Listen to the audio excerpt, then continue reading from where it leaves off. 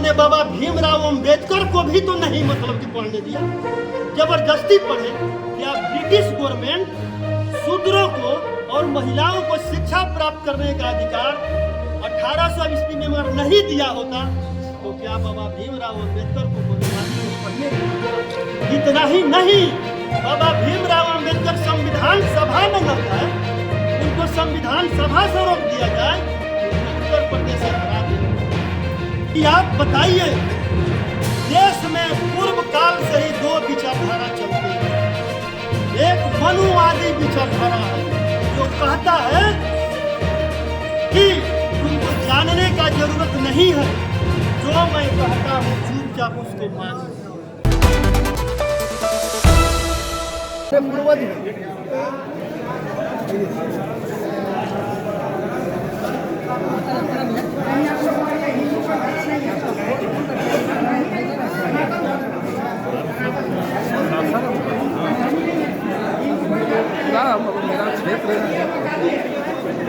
चलिए आप उन्होंने बाबा भीमराव अंबेडकर को भी तो नहीं मतलब कि पढ़ने दिया, जबरदस्ती पढ़े।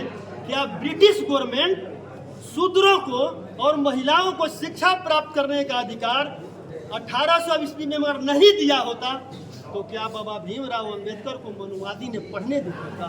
इतना ही नहीं, बाबा भीमराव अंबेडकर संविधान सभा में न जाए, उनको संविधान सभा से रोक दिया जाए, उनको उत्तर प्रदेश से हरा देने का काम किया।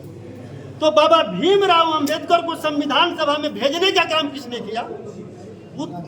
वेस्ट बंगाल का मुसलमानों ने बाबा भीमराव अंबेडकर को संविधान सभा में भेजने का काम किया। आप बताइए कि मुसलमान ने कब हमारे साथ दुश्मनी किया और कब हमारा साथ नहीं दिया है, और हमारे किसी भी जो हमें अधिकार मिला है उस अधिकार का विरोध किसने किया है? मुसलमान किया है या देश का मनुवादी किया है या आरएसएस वालों ने किया है? और जो यही नहीं, आज हमारे 72%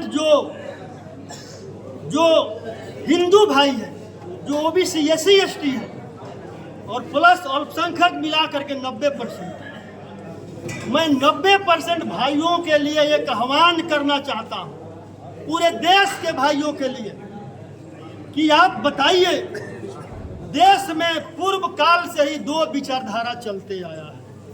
एक मनुवादी विचारधारा है जो कहता है कि तुमको जानने का जरूरत नहीं है, जो मैं कहता हूं चुपचाप उसको मान।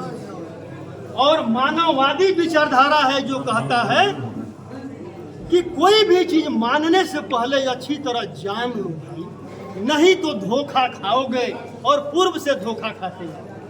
उसी प्रकार 14 में हमारे प्रधानमंत्री ने आए और उन्होंने कहा, 14 में प्रधानमंत्री बजरंगबली है, दुर्गा माँ है, राम जी है। अरे सुनिए ना, जिनको आस्था है पूजा करे, मैं रोक नहीं सकता हूँ, क्योंकि मैं किसी को जबरदस्ती नहीं रोक सकता हूँ, लेकिन देश के मनुवादियों ने 90% के लोगों पर जिनको शूद्र कहा, उन पर जबरदस्ती कानून बनाकर शिक्षा प्राप्त करने से रोकने का काम किया। और इन लोगों ने पढ़ने नहीं दिया, इन लोगों ने हमारे पूर्वजों को नहीं पढ़ने दिया, ताकि हम अपने पूर्वजों को समझ सके और उनके रास्ते पर चल सके।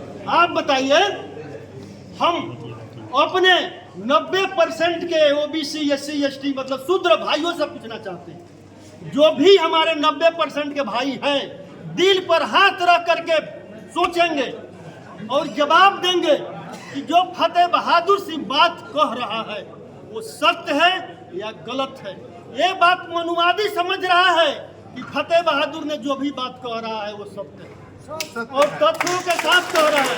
लेकिन 90% के लोगों से मैं पूछना चाहता हूं कि आप बताओ कि तुम्हें आज जो भी मिला है, जो भी अधिकार मिला है, कापी मिला है, कलम मिला है, शिक्षा मिला है, नौकरी मिला है, वो किसी देवी और देवताओं के आश्रय मिला है या बाबा साहब के संविधान के आश्रय मिला